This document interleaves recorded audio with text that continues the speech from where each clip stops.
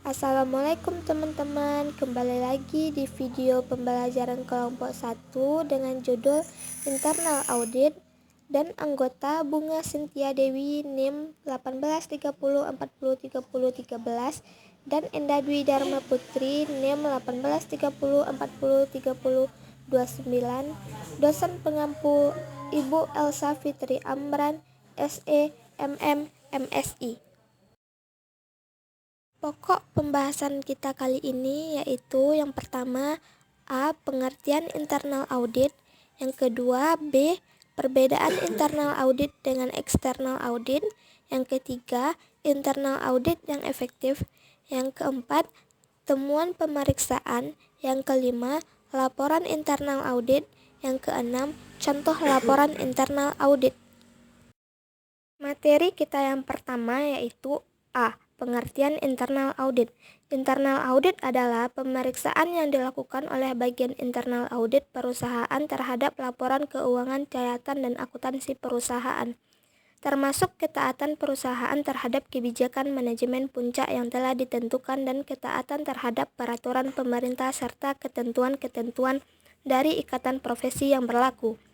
Peraturan pemerintah misalnya peraturan di bidang perpajakan, pasar modal, lingkungan hidup, perbankan, perindustrian, dan investasi.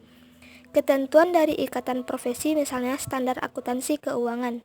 Internal audit yang modern tidak lagi terbatas fungsinya dalam bidang pemeriksaan keuangan tetapi sudah meluas ke bidang lainnya seperti audit manajemen, audit lingkungan hidup, audit sosial, bahkan mulai tahun 2000-an, kegiatan internal audit sudah mencakup konsultasi yang didesain untuk menambah nilai dan meningkatkan kegiatan operasi suatu organisasi. Pengertian audit internal menurut para ahli. 1. Menurut Mulyadi tahun 2002. Internal audit ialah pelaksanaan audit atau auditor yang menjalankan tugas di dalam perusahaan untuk mengetahui sejauh mana prosedur dan kebijakan yang telah dibentuk sebelumnya dipatuhi, menetapkan apakah pengelolaan akan aset organisasi atau perusahaan sudah dilaksanakan dengan baik, menetapkan beberapa efektif dan efisien dari prosedur, kegiatan organisasi atau prosedur, serta menilai keefektifan informasi yang diproduksi oleh tiap unit dalam organisasi atau perusahaan. 2. Menurut Sukrino, arti internal audit ialah pemeriksaan yang dijalankan oleh unit audit internal yang dimiliki perusahaan terhadap financial report dan laporan akuntansi perusahaan serta meninjau kepatuhan akan kebijakan yang ditentukan pemimpin puncak, peraturan pemerintah, dan ketentuan dari perserikatan profesi. 3. Menurut GUI mendeskripsikan audit sebagai proses untuk mengidentifikasi data dan mengevaluasi bukti dengan sistem yang objektif dalam rangka memberikan penilaian kesesuaian di antara pernyataan dan kriteria yang ditentukan yang kemudian hasil tersebut disampaikan kepada pihak yang memiliki kepentingan. 4. Menurut Hirotugiman, definisi audit internal ialah fungsi penilaian secara independen di dalam organisasi untuk mengatasi dan melakukan evaluasi terhadap kegiatan atau program yang dijalankan. 5. Menurut Ikatan Auditor Internal Institute of Internal Auditors yang dikutip Mercer tahun 2005, IAA mendefinisikan bahwa internal audit ialah kegiatan yang independen dan objektif beserta konsultasi yang disusun untuk meningkatkan nilai operasional organisasi atau perusahaan. Internal audit dapat mendukung organisasi atau perusahaan dalam pencapaian tujuannya dengan cara pendekatan yang terstruktur dan disiplin. Pendekatan internal audit tersebut dilakukan dengan cara evaluasi dan meningkatkan keefektifan manajemen risiko, controlling, dan proses tata kelola. Materi kita yang pertama yaitu A. Pengertian internal audit. Internal audit adalah pemeriksaan yang dilakukan oleh bagian internal audit perusahaan terhadap laporan keuangan, catatan, dan akuntansi perusahaan, termasuk ketaatan perusahaan terhadap kebijakan manajemen puncak yang telah ditentukan dan ketaatan terhadap peraturan pemerintah serta ketentuan-ketentuan dari ikatan profesi yang berlaku. Peraturan pemerintah, misalnya peraturan di bidang perpajakan, pasar modal, lingkungan hidup, perbankan, perindustrian, dan investasi. Ketentuan dari ikatan profesi, misalnya standar akuntansi keuangan.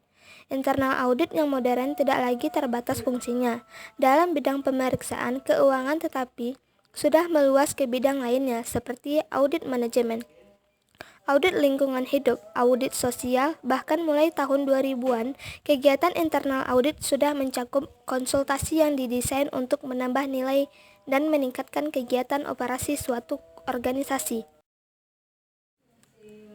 Timing audit internal. Kegiatan audit dilakukan berkesinambungan. Pedoman internal audit standar oleh Institute of Internal. 2. Audit eksternal. Tujuan audit eksternal adalah memberikan pendapat mengenai kewajaran laporan keuangan suatu organisasi. B. Pengguna audit eksternal. Pihak ketiga seperti para pemegang saham, calon investor. C. Orientasi audit eksternal. Melihat kejahatan keuangan yang terjadi pada periode lalu. D. Kualifikasi audit eksternal. Sarjana akuntansi. Timing audit eksternal. Bersifat periodik, biasanya tahunan. F. Pedoman audit eksternal. Standar profesional akuntan publik. C. Internal audit yang efektif. 1. Kode of Ethics. Tujuan dari kode etik adalah untuk memperkenalkan budaya etis dalam profesi internal audit. Kode etik ini mencakup dua komponen penting, yaitu 1. Prinsip adalah komponen yang berkaitan dengan profesi dan praktik internal audit. Internal auditing. Internal auditor diharapkan untuk menerapkan dan menegakkan prinsip-prinsip integrity, objektif, konfidensi, dan kompetensi. B. Rule of conduct adalah komponen yang menjelaskan norma perilaku yang diharapkan dari seorang internal audit. Rule adalah merupakan alat bantu untuk menginterpretasikan prinsip ke dalam penerapan praktek dan dimaksudkan sebagai pedoman perilaku etis internal audit. B. Internal audit karakter. Internal audit karakter adalah suatu dokumen formal yang mendefinisikan tujuan, otoritas, dan tanggung jawab dari kegiatan audit internal. Internal audit karakter menetapkan posisi dan tanggung jawab dari kegiatan internal audit dalam organisasi, hak dan akses terhadap kejahatan pegawai dan kekayaan fisik yang relevan dengan kinerja penugasan, dan mendefinisikan ruang lingkup kegiatan internal audit. Otorisasi internal audit karakter harus diberikan oleh direksi atau komisaris, harus secara periodik mereview internal audit karakter tersebut. D. Temuan pemeriksaan. Pemeriksaan harus melaporkan temuan pemeriksaan untuk menjawab tujuan pemeriksaan. Dalam melaporkan temuan pemeriksaan tersebut, pemeriksa harus mengungkapkan informasi yang cukup, kompeten, dan relevan sehingga dapat dipahami. Pemeriksa juga harus melaporkan informasi mengenai latar belakang yang dibutuhkan oleh pengguna laporan hasil pemeriksaan dalam memahami temuan pemeriksaan tersebut. Temuan pemeriksaan biasanya terdiri dari unsur kondisi, kriteria, akibat, dan sebab. Namun demikian, unsur yang dibutuhkan untuk sebuah temuan pemeriksaan tergantung seluruhnya pada tujuan pemeriksaan tersebut. Sebuah atau sekelompok temuan pemeriksaan disebut lengkap sepanjang tujuan pemeriksaannya telah dipenuhi dan laporannya secara jelas mengaitkan tujuan tersebut dengan unsur temuan. Misalnya, apabila tujuan pemeriksaan adalah menentukan ketaatan terhadap ketentuan peraturan perundang-undangan, maka unsur yang harus ada adalah kondisi, kriteria, dan akibat. Unsur sebab adalah bersifat opsional.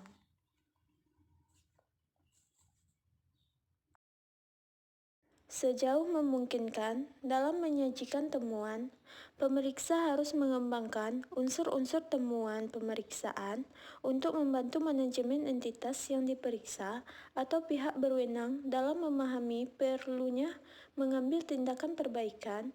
Apabila pemeriksa dapat mengembangkan secara memadai temuan-temuan tersebut, pemeriksa harus membuat rekomendasi guna tindakan perbaikan.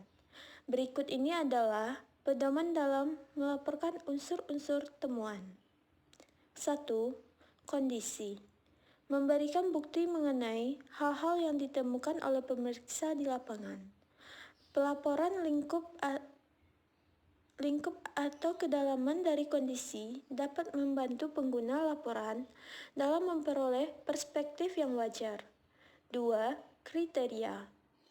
Memberikan informasi yang dapat digunakan oleh pengguna laporan hasil pemeriksaan untuk menentukan keadaan seperti apa yang diharapkan. Kriteria akan mudah dipahami apabila dinyatakan secara wajar, eksplisit, lengkap, dan sumber dari kriteria.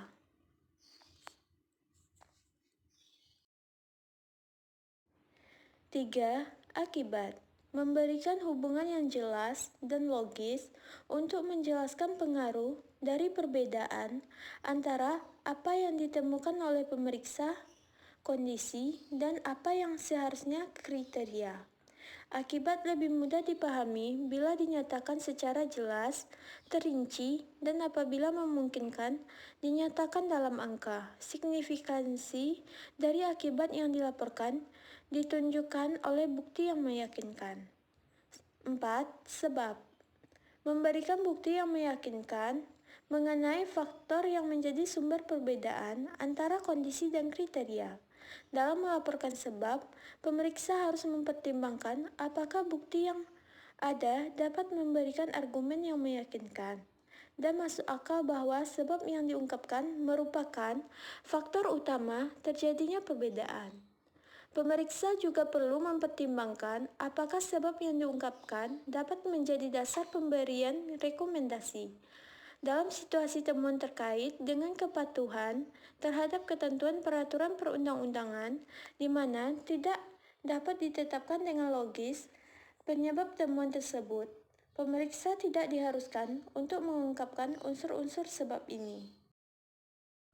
Laporan internal audit. 1. Maksud dari laporan audit. Laporan internal auditor merupakan saran pertanggungjawaban internal auditor atas penugasan pemeriksaan oleh pimpinan. Laporan harus disusun sehingga pimpinan perusahaan dapat mengerti permasalahannya dan segera mengambil keputusan mengenai tindakan seperlunya. Laporan adalah kesempatan bagi auditor internal untuk mendapatkan perhatian penuh manajemen. Begitulah seharusnya cara seorang auditor memandang pelaporan sebagai sebuah kesempatan dan bukan sebuah tugas yang membosankan. Kesempatan yang sempurna untuk menunjukkan kepada manajemen bagaimana seorang auditor dapat memberikan bantuan. Auditor hendaknya menggunakan laporan-laporan mereka seperti seorang vendor yang menggunakan sebuah kesempatan untuk mempresentasikan produk-produknya kepada direktur suatu perusahaan. Sebuah peluang untuk melakukan presentasi yang telah disajikan, teruji, dan tervisualisasinya dengan baik. Dalam kondisi ini, laporan audit memiliki 3 fungsi. Pertama, untuk mengkomunikasikan. Kedua, untuk menjelaskan. Dan ketiga, untuk memengaruhi. Dan jika diperlukan, meminta dilakukannya sesuatu. Temuan dan opini audit adalah hal yang penting bagi manajemen. Kesimpulan-kesimpulan objektif yang diambil dengan tak terburu-buru akan dapat menenangkan pikiran atas aktivitas-aktivitasnya yang telah berfungsi dengan baik. Dan rekomendasi-rekomendasi yang diberikan akan menjadi peringatan bagi manajemen akan permasalahan yang memerlukan perbaikan. Ketika manajemen memberikan kesempatan, auditor internal harus ingat bahwa bahwa mereka adalah tenaga pemasaran. Oleh karena itu, mereka harus berusaha untuk persuasif melalui teknik-teknik melalui motivasi dan gaya yang mereka gunakan. Mereka harus mempertegas hal-hal yang merupakan orientasi manajemen. Mereka harus mengesampingkan hal-hal yang tidak material dan harus mampu dengan baik menerjemahkan hal-hal teknik sehingga mudah untuk dipahami. Selanjutnya, manajemen akan mulai menghargai signifikansi dari produk audit, melihat adanya pandangan-pandangan berharga yang dapat ia peroleh, dan belajar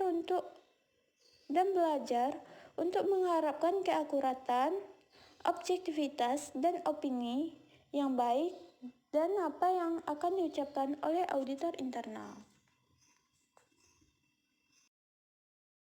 Filosofi laporan. Laporan audit internal dapat menjadi sebuah instrumen yang kuat dan dipergunakan dengan baik. Laporan audit internal dapat menciptakan kesan dan keprofesionalan audit. Laporan tersebut dapat memberitahukan kepada klien manajemen senior mengenai kejadian-kejadian penting yang tidak akan mereka ketahui kecuali diberitahukan. Laporan audit internal dapat mengubah pandangan. Laporan audit internal dapat mendorong dilakukannya tindakan. Laporan audit seperti yang telah disajikan sebelumnya memiliki 3 tujuan utama. Jika auditor internal tidak dapat mencapai tujuan ini, laporan mereka hanya akan membuang-buang waktu saja. Di dalam laporannya, auditor hendaknya berusaha untuk A. Menginformasikan, menceritakan hal-hal yang mereka temui. B. Memengaruhi, meyakinkan manajemen mengenai nilai dan validitas dari temuan audit. C. Memberikan hasil menggerakkan manajemen ke arah perusahaan dan perbaikan. 3. Friksi dalam penulisan laporan. Terdapat sedikit sumber friksi di dalam aktivitas audit yang mampu melebihi friksi yang disebabkan oleh proses penulisan laporan. Analisis yang paling brilian dan temuan audit yang paling produktif sepertinya akan terlupakan pada saat berlangsungnya, terutama dalam proses penulisan laporan. Terdapat banyak alasan yang diberikan. A. Penulisan ulang supervise. Ketika seorang auditor profesional yang berpengalaman menyelesaikan draft dari sebuah laporan, biasanya ia melakukannya dengan upaya terbaiknya. B. Pelaporan di bawah tekanan. Auditor internal tampaknya memang tidak begitu menikmati menulis sebuah laporan. Namun mereka mencoba untuk mengantisipasi komentar-komentar supervise dan membuat struktur laporan sedemikian rupa untuk menjawab kritik-kritik yang pernah diterima sebelumnya. C. Terlalu banyak waktu yang dihabiskan untuk penulisan laporan sebagai suatu upaya untuk menghasilkan sebuah produk yang memenuhi standar profesional dengan tanpa kesalahan dan perbedaan konsep. Direktur audit akan membuat prosedur penilaian yang mampu mengeluarkan hasil akhir produk yang terbaik. Draft yang terburuk. Kebanyakan auditor lebih memperhatikan melakukan audit daripada menulisnya. Mereka memandang tercapainya tujuan mereka adalah melalui pengungkapan kekurangan-kekurangan yang serius dan selanjutnya memperbaikinya. E. Kemampuan menulis yang lemah. Kebanyakan auditor internal bukan seorang penulis yang ahli. Saat ini telah banyak lembaga pendidikan yang mulai mencoba untuk memperbaiki masalah ini. F. Perbedaan opini antara auditor dengan supervisor mereka. Perbedaan opini dapat terjadi mulai dari tata bahasa dan ejaan, sampai ke logika dan interpretasi dari kondisi-kondisi yang diungkapkan. G. Penulisan laporan dilakukan jauh dari lokasi audit. Banyak laporan audit yang ditulis di kantor setelah pekerjaan lapangan berakhir. Penulisan beberapa segmen dari laporan di lapangan dapat memberikan realitas dan perhatian pada rincian yang mungkin terdapat atau tidak terdapat dalam kertas kerja. H. kurang minat klien. Ketika laporan ditulis dengan buruk dan sulit untuk dimengerti, ketika strukturnya sulit untuk diikuti, dan terparah ketika klien tidak mempunyai kewajiban.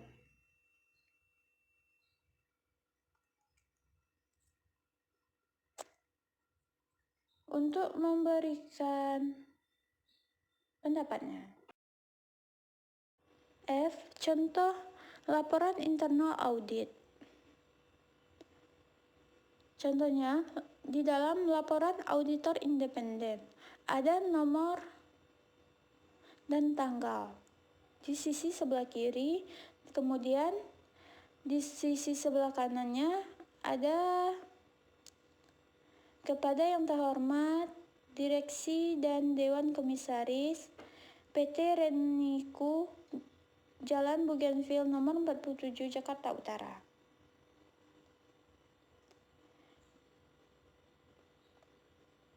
Kami telah mengaudit neraca PT Reniku per 31 Desember 2001 serta laporan laba rugi, laporan perubahan ekuitas, dan laporan arus kas untuk tahun yang berakhir pada tanggal tersebut. Laporan keuangan adalah tanggung jawab manajemen perusahaan.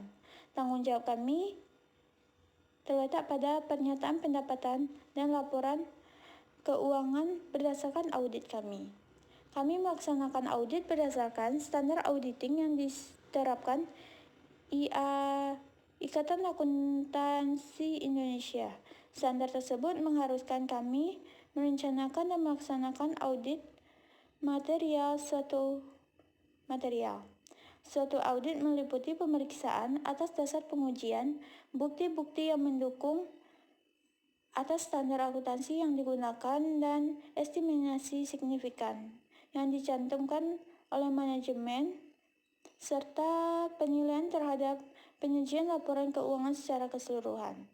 Kami yakin bahwa auditor memberikan dasar memadai untuk menyatakan pendapat. Menurut pendapat kami, laporan keuangan yang kami sebut di atas menyajikan secara wajar di dalam semua hal yang material posisi keuangan PT Reniku per 31 Desember 2001 dan hasil